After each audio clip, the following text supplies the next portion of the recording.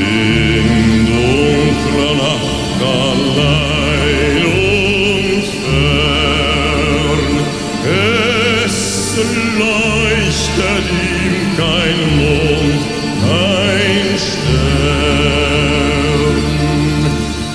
Regungslos die Steppe schreit, eine Träne ihm ins Auge steigt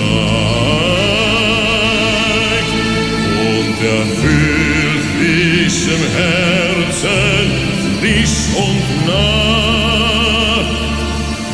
Wenn ein Mensch verlassen ist und klagt und fragt,